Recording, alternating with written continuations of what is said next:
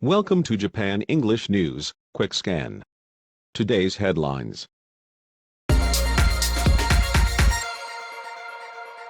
Emperor discusses pandemic in New Year video address. Emperor Naruhito offered prayers for those who died during the pandemic, taking to video for the second straight year for his New Year's greeting on Saturday.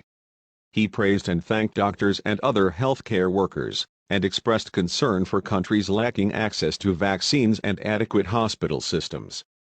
By treasuring more than ever the connections among people, sharing our pain and supporting each other, I hope from the bottom of my heart that we will overcome these hard times, he said.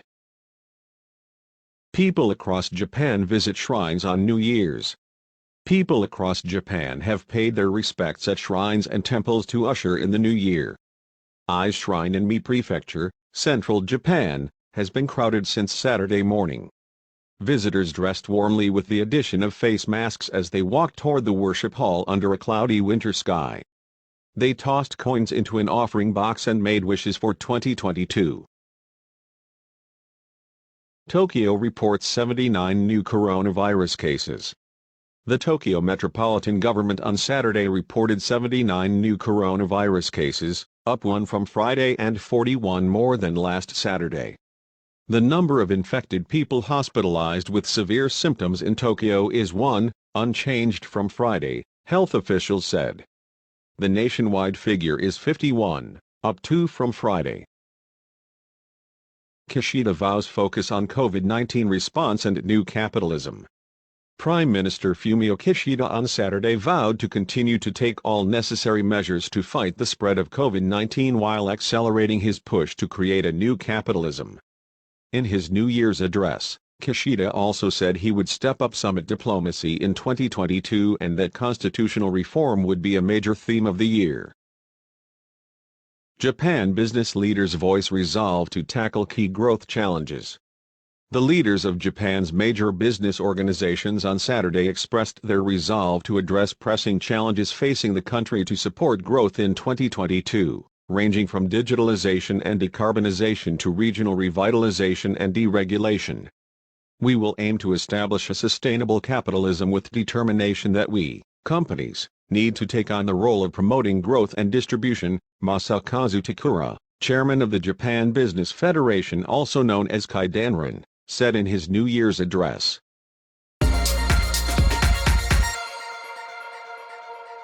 Japan research body and Mitsubishi to collaborate on U.S. fast reactor. The Japan Atomic Energy Agency and Mitsubishi Heavy Industries Limited will soon sign a memorandum of understanding with a U.S. venture firm to provide technical support for its fast reactor development project, sources close to the matter said Saturday.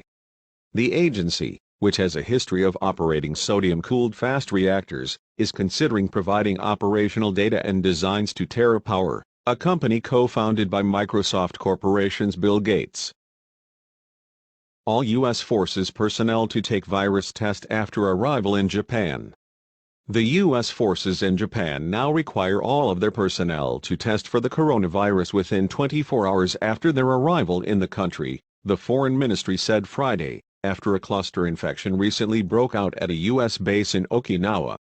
The policy change came after the forces were criticized by Japan for exempting their personnel from testing for the virus before departing from the United States, with Foreign Minister Yoshimasa Hayashi calling for the implementation of stricter measures. U.S. and Russia face deep differences ahead of Ukraine talks. After tough talk between Presidents Joe Biden and Vladimir Putin over the Russian troop buildup on the Ukraine border, both sides insist they are hopeful that a pathway to easing tensions could open during diplomatic talks set for January. But with less than 2 weeks to go before senior U.S. and Russian officials are to meet in Geneva, the chasm is deep and the prospect of finding an exit to the crisis faces no shortage of complications.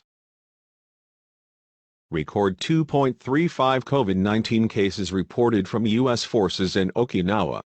A single-day record of 235 COVID-19 cases among U.S. forces in Okinawa Prefecture were confirmed Saturday, local officials said, following a cluster infection that broke out last month at one of the U.S. bases there. Whether the cases were of the Omicron variant, a highly transmissible strain, was unknown, as was the breakdown of the U.S. bases affected. The cumulative number of COVID-19 cases related to the U.S. military has now reached 3,613. Thank you for listening. See you tomorrow.